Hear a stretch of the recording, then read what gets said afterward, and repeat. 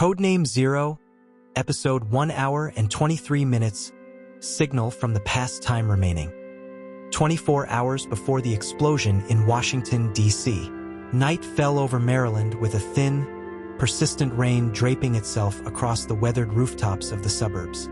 A yellow porch light cast a faint glow onto the thin curl of smoke rising from the half-burned cigarette between Gabriel Knox's fingers. His gaunt face was fixed on the empty dark ahead, as if listening for something carried in the wind. For 3 years, he had lived like a ghost. No identity, no social media, never appearing in public. As far as the US government was concerned, he had died in an explosion in Baghdad. And maybe that was true, at least the part of him that had once been alive didn't survive that day. Gabriel had been a CIA operative, buried deep in the agency's most classified operations. He was no textbook hero, no name engraved on a memorial wall. His job was to do what no one else would, in places no one dared to go, and never to exist on paper, until a mission went wrong. One bomb, one surveillance station leveled, one woman he couldn't save, and a government that erased every trace of him without hesitation. He took one last drag, crushed the cigarette in a chipped saucer on the railing. The cabin he lived in now was deep in the woods, more than 10 miles from the nearest gas station. He hadn't chosen it for the nature, he chose it for the silence. Here, he didn't have to watch his back every second. Here, he could disappear. That silence just broke. A black phone buried beneath the floorboards vibrated violently. Gabriel froze, eyes shifting to the warped wooden planks damp from the steady roof leak. That phone had been dismantled years ago, its battery removed, its purpose buried. It was a one-way encrypted device, an internal CIA network relic shut down after Operation Phoenix. The fact it was active now was no coincidence. He pulled it out. No number displayed, only a single line of text. 0_1, find the mother key. He said nothing. The other end offered no voice, just static, and a faint, broken transmission like a radio half out of range. Then silence. Gabriel connected the phone to an old decryption program he'd once used in the field. It took minutes to rebuild the fragmented signal, a classic cipher, likely purged from official use years ago. Finally, words appeared on the screen. 2300 hours Eastern Standard Time. Target. DC, Phoenix revived SHTF-IN 24H. Gabriel narrowed his eyes. Phoenix. The last operation he ever worked on. The reason he had to die. If this was real, if someone was resurrecting Phoenix and the target was Washington, D.C., then something catastrophic was in motion. He yanked open a metal box beneath the floor. Inside, a Glock 45, 2 loaded mags, a combat knife, an old encrypted hard drive, and a faded black and white photo of his daughter, Ellie, 17 now, living in D.C. with her mother. He couldn't contact her, couldn't be near her. But tonight, if something was coming for the city, he wasn't staying away. He stepped out into the rain. A steady, endless whisper from the sky. In an abandoned underground garage, he fired up a stripped-down Jeep. No GPS, no plates, just a full tank and a past clawing at his heels. 70 miles away, in the Pentagon, generals and security analysts stared at a satellite map of the Washington area.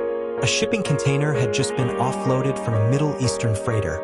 No tracking number, no manifest.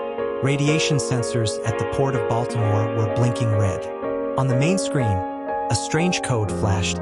SHTF protocol 23:00 activated. Gabriel was already driving toward the capital. Only one person he knew could have sent a signal like this: Lena Morrow, the CIA's top encryption specialist and his former field coordinator. Officially, she had died in Istanbul 3 years ago. Her body was never recovered. If she was alive, if she sent the code, it meant the traitor had never left the system. Phoenix wasn't dead, it had been waiting. 12:35 a.m., an underground bar in East DC, where the dim red light made everyone look like they belonged to the wrong side of a story. Gabriel stepped into the back room. Travis Hume, ex-CIA tech specialist turned outlaw hacker, sat waiting, eyes sharp with a mix of disdain and curiosity. "A dead man knocking at my door. That's something," Travis said flatly. Gabriel tossed a USB drive onto the table. "Decrypt it. I need to know who's bringing Phoenix back." Travis plugged it in. Lines of code poured across the screen.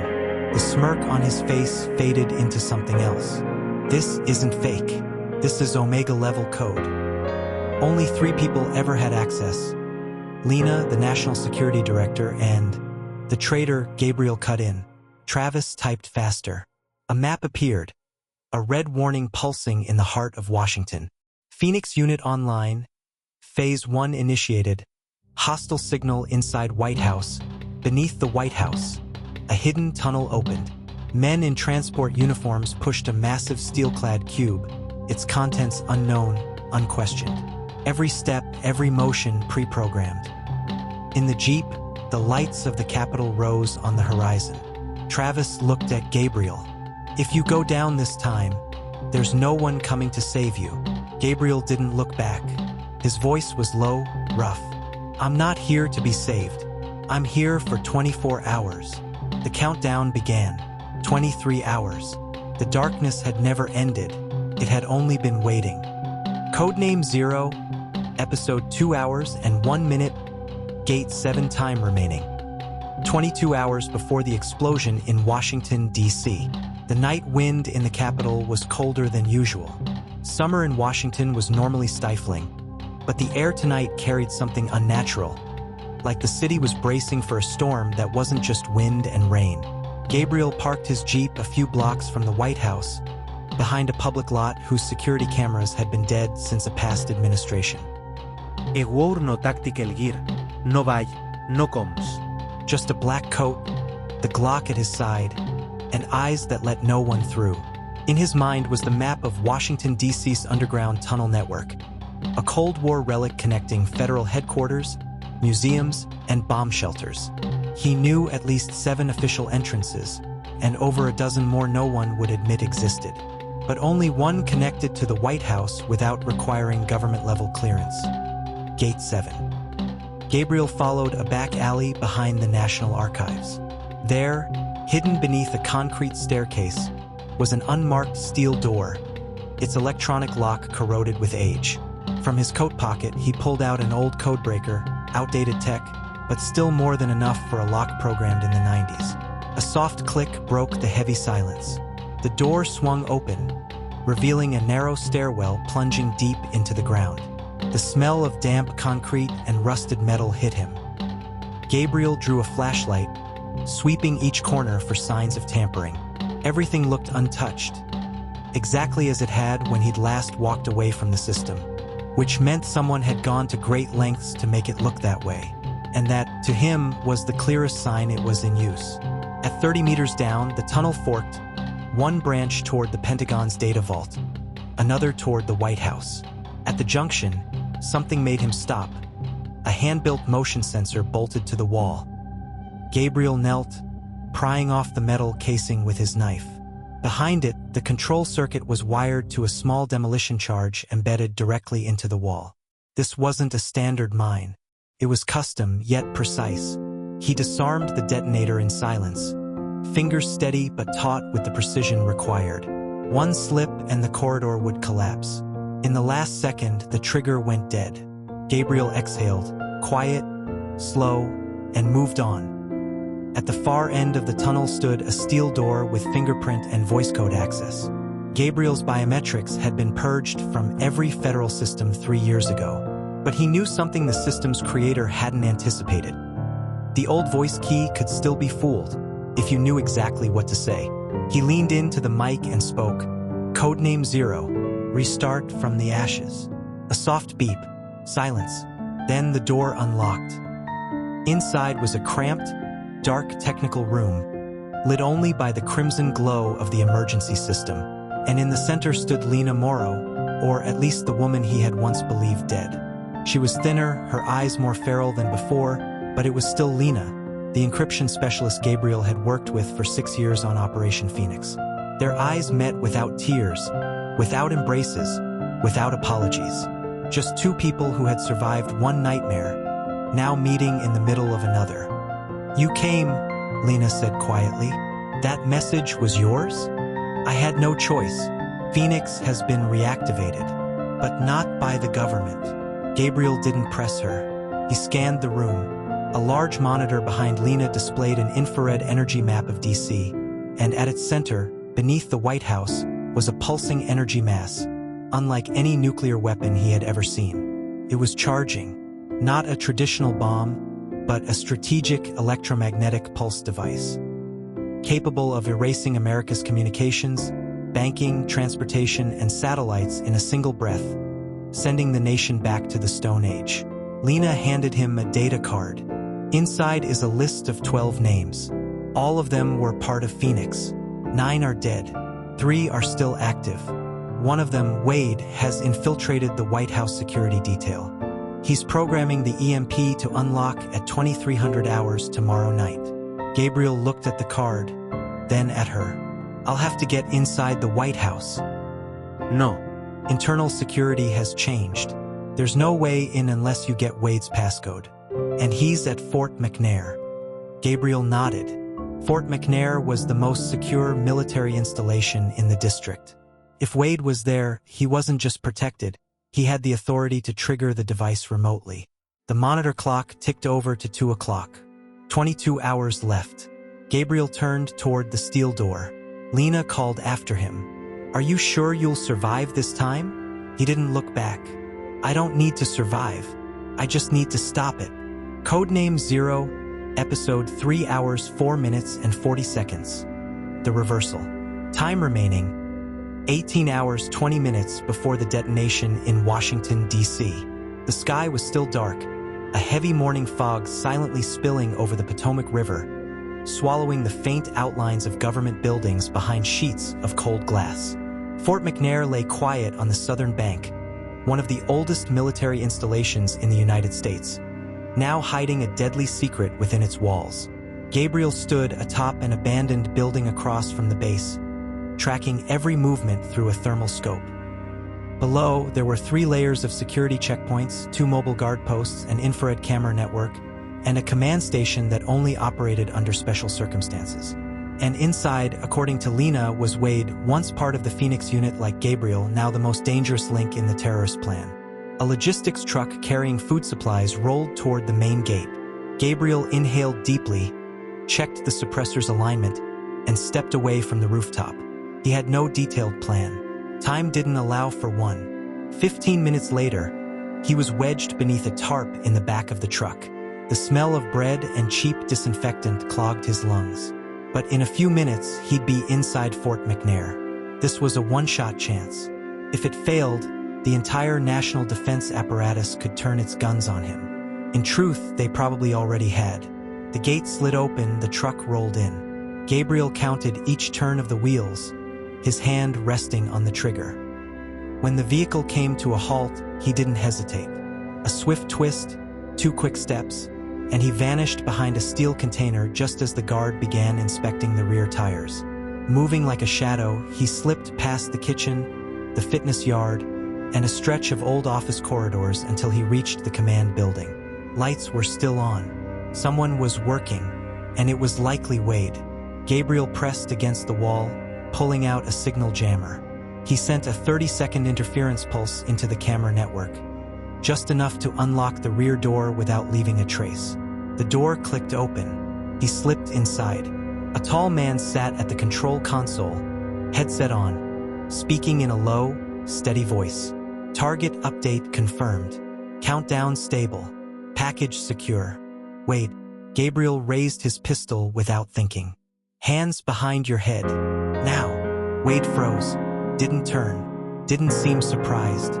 "You got here faster than I thought, Gabe. Don't call me like we're still teammates." "So what are you now? A ghost trying to save America? Or just a man who can't accept he was abandoned?" Wade slowly turned. The same face, but older, more worn. And in his eyes, not fear, but something closer to regret. Then Gabriel saw it. A small, unnatural scar at the base of his neck. This wasn't the Wade he once knew. Something had been implanted. A control device. "I didn't choose this," Wade murmured. They used me like they used you, Gabe. But now, I don't have a choice. Yes, you do. You can stop this. You think I have that kind of power? Wade's hand jerked, pressing a device strapped to his middle finger. Gabriel fired. The bullet tore into Wade's shoulder. He collapsed, blood spreading fast. The system behind him flickered. The monitor flashed. Remote signal sent. Fail-safe mode enabled. Gabriel lunged forward, ripping the device from Wade's hand. But it was too late. The data had been transmitted. A duplicate control system had just been activated. Somewhere else. They have a backup site, Wade gasped, blood bubbling at his lips. Nothing ends here. That EMP, it's not just in DC. Where else? Wade met his eyes one last time, pupils dilating, then went limp. Gabriel searched his jacket and pulled out a single data card. On it, scratched by hand with a knife, were the words: Crow's Nest e 38,9 symbol stopnia N. 77,1 symbol stopnia W. Coordinates. And if he remembered correctly, that was in the mountains of Western Virginia. A Cold War-era underground base abandoned since the 80s. No one had been there in decades. But if they'd chosen it as the backup site for the EMP, the worst was far from over. He slipped out of the base, melting into the darkness. The alarms hadn't gone off yet, but they would soon. Pulling out a disposable phone, he dialed Lena. I've got coordinates, but Wade sent the code. Silence on the other end for a moment. I can crack it, but I need time. You've got 12 hours. I'm heading to the nest. Crow's Nest? Christ. That place was shut down in '87. Looks like they're recycling history. The line went dead. Gabriel tucked the card into his jacket and started the engine. The dashboard clock flipped to 5 o'clock. The sun wasn't up yet, but shadows were already on the move. Somewhere deep inside America, an invisible bomb was about to be armed, and time was running out. Codename 0, episode 4 hours 8 minutes and 30 seconds. The hourglass ticks. Time remaining, 15 hours 30 minutes before the detonation in Washington, D.C. Morning had fully broken when Gabriel drove into Shenandoah Valley. The road wound through pine forests, mist still clinging to the windshield as if the air itself was holding onto its last breaths before this land witnessed something terrible. The coordinates from the data card led him to a place unmarked on any GPS map, a site that once belonged to a secret facility known as Crow's Nest, built during the Cold War, where people had once prepared for the possibility of nuclear war. The base had been sealed off since the late 80s with no guards, no signal. But now there was power, activity inside, and worse, an unnatural silence. Gabriel killed the engine far from the gate, leaving the SUV about 300 meters from the steel entrance. He couldn't risk getting closer by car. The noise would wake the electronic hounds waiting in the shadows. Moving on foot, he crept along the rocky slope, hiding behind bushes, each step like a predator long accustomed to the dark and to death. The main entrance had been welded shut, but to the left, beneath a patch of moss and lichen, he found an artificial crack someone had opened a way in from the inside. No signs of struggle, no forced entry, meaning someone was allowed to come and go. The base was active again. The only question, for what purpose? Inside, the air was heavy. The scent of rusted steel, industrial dust, and ozone filled every breath. Gabriel slid on his infrared goggles and advanced down a long corridor, red warning lights flickering at the far end. On the walls, old wartime propaganda posters still clung. In case of emergency, hide below ground. But this was no longer about hiding. They were preparing to strike from below. He followed a wall-mounted conduit and cracked open a side utility room. Inside were satellite transmitters, data relay stations, high-capacity power cells, and, most importantly, an industrial UAV control system. Gabriel crouched. Beneath a lead-line tarp sat rows of kamikaze drones, miniature unmanned aircraft pre-programmed to slam into targets and explode. Each one bore a marking, TR-23D/Target Area, Capital Region, Washington, D.C. A voice came from behind him. You're fast, Knox. Gabriel spun. From the shadows stepped FBI Special Agent Morgan Keller. No gun in his hand, but his eyes were sharp. No surprise. No good reason to be here. Gabriel didn't shoot, but every muscle was tight as wire. I thought Lena sent you as backup, Gabriel said quietly, his pistol still down but suspicion plain. Lena doesn't know I'm here. She thinks I'm tracking a terror cell in Chicago, Keller shrugged. Truth is, I was ordered to follow you 3 days ago. Whose orders? Gabriel asked, his mind running scenarios. NSA. And someone you used to know from your old command. Nobody wants you in this op. But I got curious, and I found this place by following you. I saw everything. Keller stepped forward, pulling a portable hard drive from his pocket. Drone control data, flight orders, target coordinates, activation times. The entire kamikaze plan is already programmed. A swarm will launch from 4 points around the capital at exactly 23:59 tonight. Gabriel stared at him. Why give it to me? Because you're the only one who can deal with this without asking permission. If I take this up the chain, they'll bury it. The government doesn't want to admit a terror plan is being run from under American soil. Keller's voice hardened. We've been blind for too long. Gabriel took the drive, and right then the alarm blared. A screen lit up on the wall. Unauthorized signal detected, drone bay compromised. The system had flagged an invalid signal. Someone inside knew they had intruders. I don't think we've got time, Gabriel said, tightening his grip on the pistol. Footsteps echoed down the hall. At least 3, heavily armed, moving in formation. They didn't fire. They wanted them alive. Keller drew his gun, speaking low. 3rd floor exit. There's a ventilation shaft that leads outside. You go first. I'll cover. Keller nodded and sprinted. Gabriel waited behind the doorway. 2 seconds later, the first man appeared. Gabriel fired once, the bullet punching clean through the visor, dropping him like a sack. The other 2 pulled back and tossed stun grenades. Gabriel spun away, flinging a handheld EMP jammer in return. The exit was only meters away, but the corridor was already bathed in red light, alarms screaming. The reaction team was coming, and these weren't amateurs. Gabriel and Keller burst outside just before the exit was sealed. They ran into the forest, the thump of rotor blades growing louder in the distance.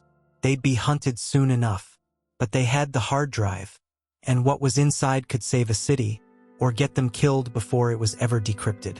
An hour later, in a wooden cabin deep in the woods, Lena arrived. She plugged in the drive, her eyes narrowing at the lines of code.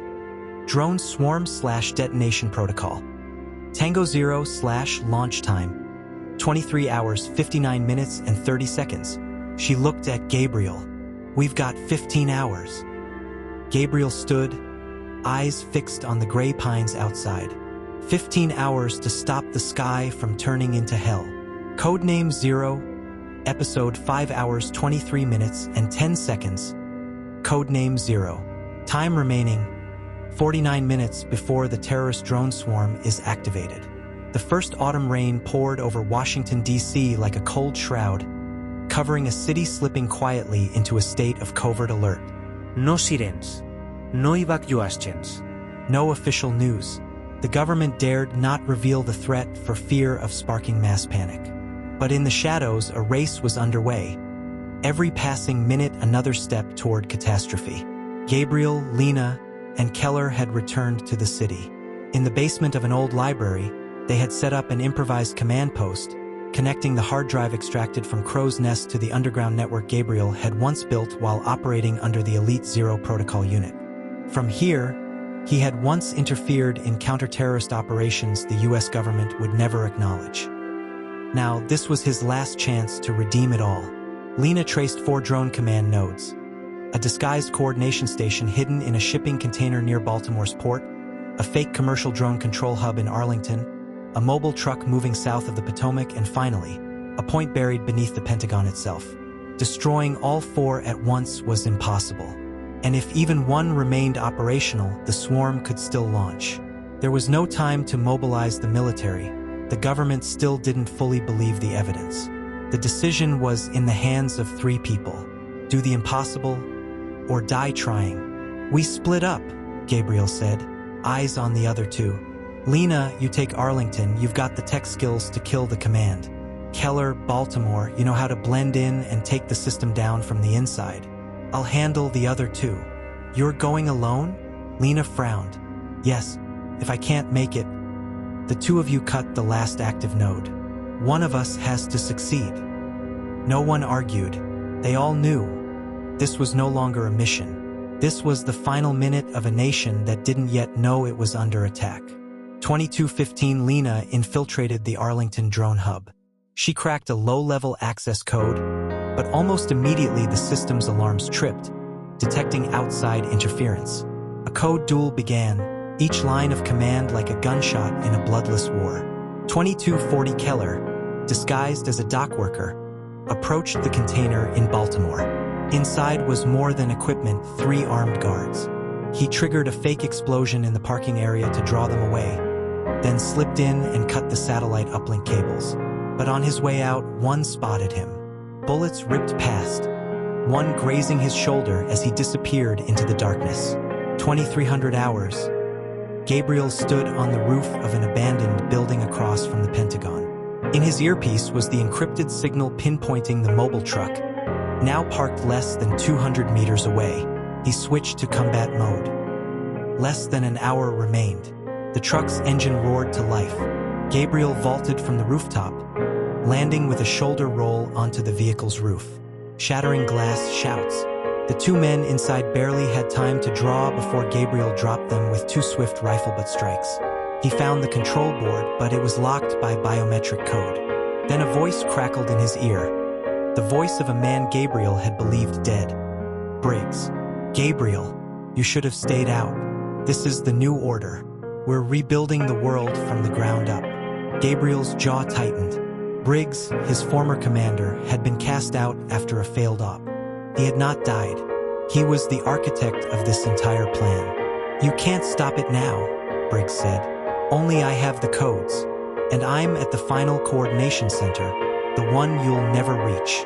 2320, Gabriel activated a signal tracer, finding the source, deep underground, directly beneath the real Pentagon. Only one way in, an old bomb shelter tunnel. No reinforcements. No front entrance. Only one choice through the disused water conduit. 2335. He emerged from a manhole, soaked and freezing, weapon ready. Underground, Briggs waited. Older, but eyes still sharp as blades. I taught you everything, Gabriel, but you never understood. The world only changes through controlled violence. No, Briggs. The world changes through hope, not blood. They fired almost simultaneously. A bullet grazed Gabriel's shoulder. His own shot struck the control panel in front of Briggs. Flames burst. The launch command was interrupted. 2352. Lena broke through, blocking the last activation signal. 2358 Keller, bleeding heavily, pulled the final power link in Baltimore. 2359.